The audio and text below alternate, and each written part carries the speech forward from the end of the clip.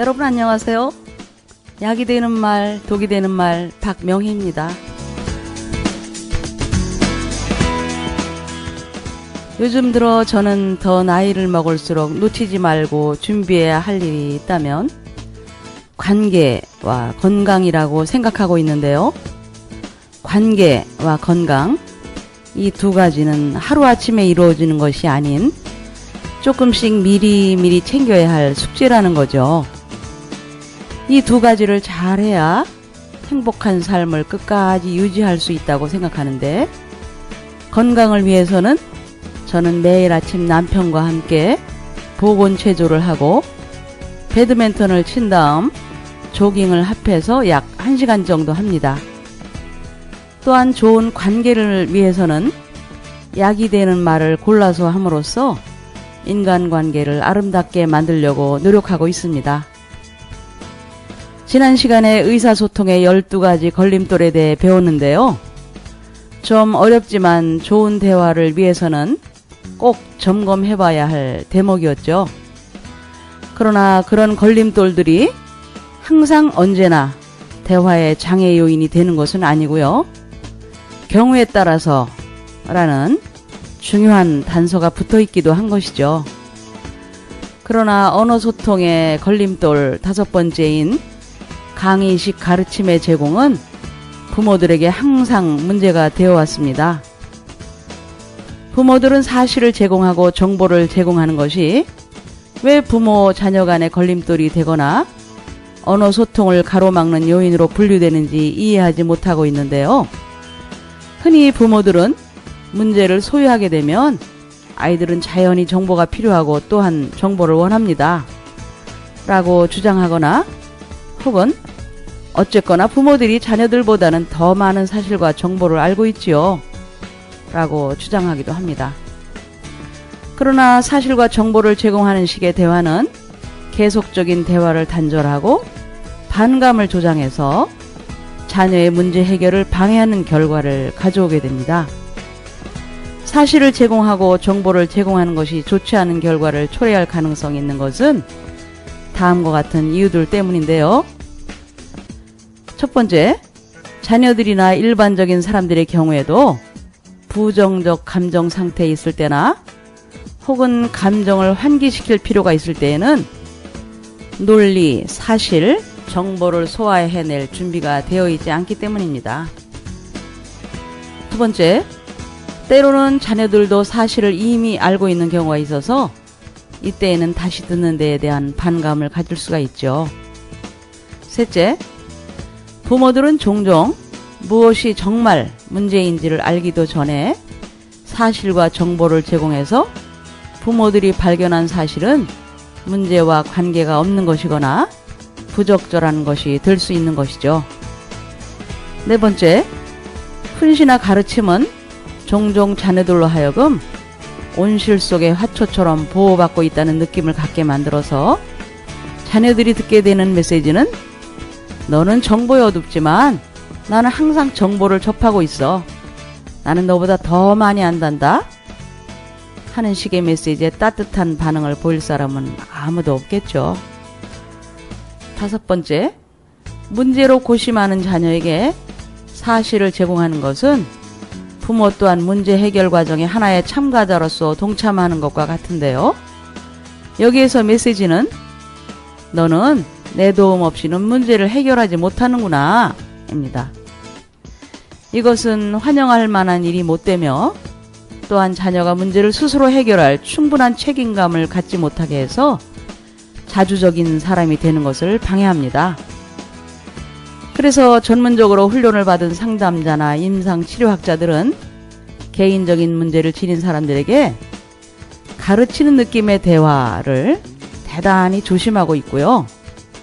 이보다 훨씬 위험성이 적고 장기적으로 볼 때 더욱 효과적인 반응 방법이 있는데, 그것은 경청하는 방법입니다.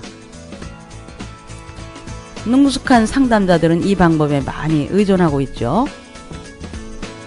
경청에는 소극적 경청, 즉 잘 들어줌으로써 자기가 문제를 스스로 깨닫게 하는 방법과 적극적 경청, 즉 반영적 경청이 있습니다.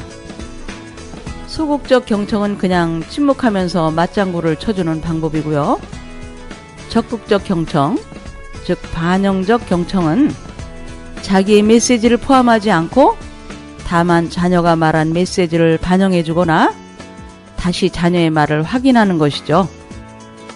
이것은 부모가 자녀에게 들은 것을 다시 확인함으로써 정말로 자녀의 말을 이해하고 있고 또 자녀의 말을 경청하였음을 적극적으로 나타내주는 것이죠. 부모의 반응은 단순히 자녀가 호소해온 메시지를 다시 되풀이해주는 것이죠. 예를 하나 들어보죠. 폭풍 이야기입니다. 아이는 천둥 소리를 듣고 번갯불을 보고는 무척 놀랐습니다. 울면서 제게로 와서는 무서워요. 저는 천둥이 싫어요.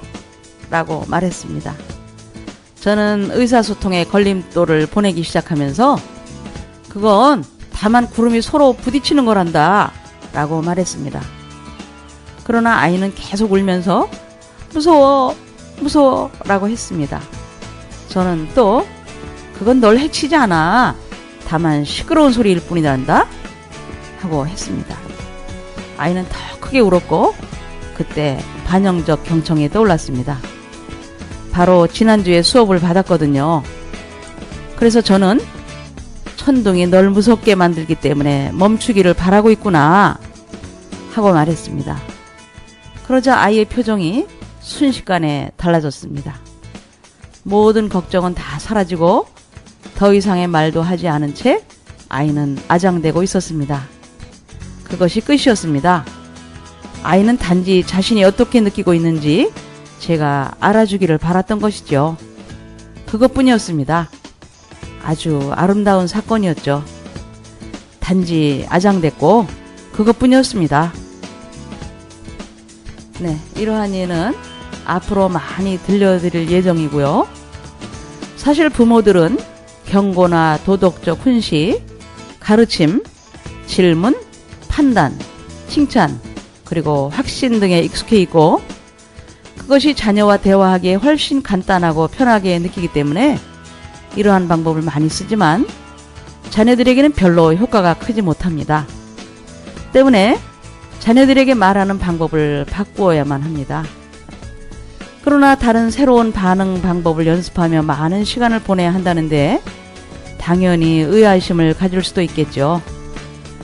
그러한 걸림돌들이 자녀와 의사소통을 더 이상 안 되게 만들고 결국 대화가 단절된다면 계속 사용할 수 있겠습니까?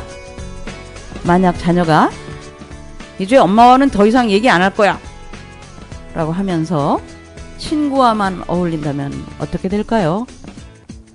사실 청소년기는 부모의 영향보다는 친구의 영향을 훨씬 더 받는 시기인데 이때 나쁜 친구를 만날 가능성은 얼마든지 있는 거죠. 그래서 좀 어렵더라도 반영적 경청을 배워야 하는 거죠. 때를 놓치고 나중에 고치려고 후회하는 부모들을 너무 많이 봐왔으니까요. 이제부터는 그렇다면 왜 반영적 경청을 해야 하는지 살펴보겠습니다. 첫 번째, 감정이 있어도 솔직 정확하게 표현하면 없어지기 때문입니다. 사람들은 감정을 억제하거나 잊으려고 함으로써 그 감정을 제거할 수 있다고 생각하는데 실제로 성가신 감정은 솔직히 표현되었을 때에만 해소되는 법이랍니다. 부모들은 반영적 경청을 함으로써 자녀들이 느끼는 말을 정확하게 표현할 수 있도록 도와줄 수 있죠. 그럴 때 감정은 엷은 공기 속으로 사라져가는 것입니다. 두 번째, 애정어린 깊은 감정을 갖게 되기 때문입니다. 타인에 의해 경청되고 이해되는 것은 아주 기분 좋은 일이기에 말한 사람은 경청자를 향해 따뜻한 감정을 갖게 되죠. 특히 자녀들이 이와 같은 방식으로 반응하게 되고 경청자인 부모 역시 자녀에게 더욱 따뜻하고 더욱 친밀한 감정을 느끼게 되는 거죠. 감정이입을 해서 경청하게 되면 잘 이해되며 그 독특함을 올바르게 인식하게 됩니다. 자녀 입장에 자신을 놓음으로써 순간적으로 그 사람이 되며, 이렇게 되면 경청하는 행위는 사랑과 애정의 감정을 불러일으키죠. 셋째, 자녀들이 부모의 말에 경청하기 시작합니다. 누군가가 당신의 말을 경청하면 당신도 그의 말에 경청하기가 쉬워집니다. 그러므로 부모가 자녀의 말을 끝까지 잘 경청해주면 자녀들도 부모가 보내는 메시지를 잘 경청하게 되어 있는 거죠. 만일 자녀들이 부모의 말에 귀를 기울이지 않는다면 부모 자신이 훌륭한 경청자가 되지 못했기 때문인 거죠. 그러니까 부모가 자녀 말 들어준 것만큼 자녀도 부모 말을 듣게 되는 거네요. 네 번째, 더욱 책임감 있는 자녀가 될 것입니다. 문제에 대해 이야기함으로써 그 문제를 충분히 생각할 수 있다는 것을 우리는 알고 있는데, 반영적 경청은 말하는 것을 조장시키는 효율적인 방법이며, 또한 이것은 문제 해결책을 마련할 수 있도록 도와주기도 합니다. 누군가가 문제를 소유했을 때에는 그 문제를 경청해 주어야 하는데, 자녀 역시 사람이므로 자녀의 문제에도 부모들은 경청을 해 주어야만 하는 것이죠. 반영적 경청은 자녀들로 하여금 자신에 대해 생각하도록 하고, 또한 자신의 문제 해결책을 발견하게 해줍니다. 충고나 논리, 지시적인 메시지들은 자녀들로 하여금 자신감이 결핍되어 있다고 느끼게 만들죠. 반영적 경청을 함으로써 부모들은 자녀들이 스스로 지시하고 책임감을 느끼며 자주적으로 되어가는 것을 볼 수 있게 될 것이니까요. 예를 한 가지 더 들어볼까요? 미국에 이민을 간 가정의 얘기인데요. 중학교에 들어간 딸애가 날마다 늦게 들어오기 시작하더니 나중에는 아예 잠을 자고 들어오기 시작했습니다. 부모의 입장에서는 정말 미칠 지경이었습니다. 이런 딸애를 꿇어 앉혀놓고 아버지의 호된 꾸지람이 시작됐습니다. 너 정말 1억이냐? 넌 내 자식이 아니야. 어떻게 이렇게 나를 배신할 수가 있니? 우린 너의 안나를 위해 미국까지 이민을 왔단다. 새벽부터 밤늦게까지 내가 먹고 쓸 돈을 버느라고 이 고생인데 넌 이렇게 막 나가는 거냐? 오늘 저녁 일찍 들어오지 않으면 넌 죽을 줄 알아? 너 죽고 나 죽자. 내 말 알아들었어? 아버지의 말을 요약하면 제발 늦게 돌아다니거나 밤을 지새우고 들어오지 말고 일찍 귀가해달라는 뜻이죠. 그런 걸 마구 화풀이로 말하니 딸의 감정만 상하게 마련이죠.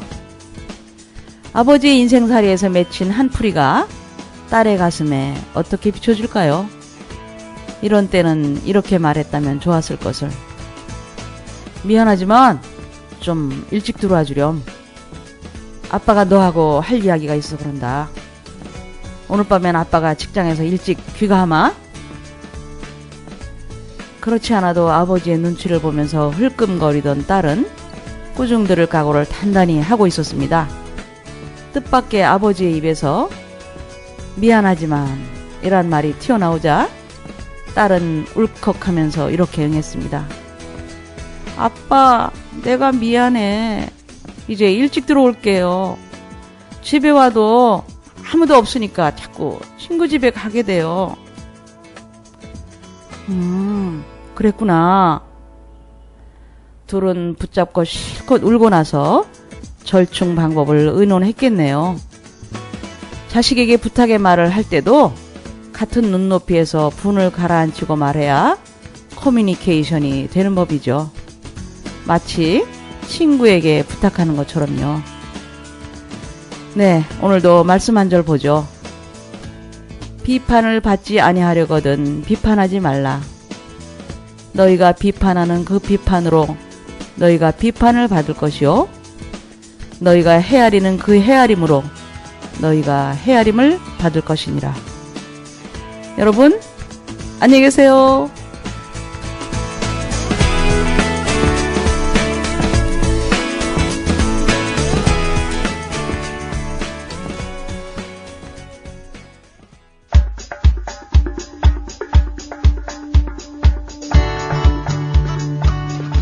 KCN 인터넷 라디오 방송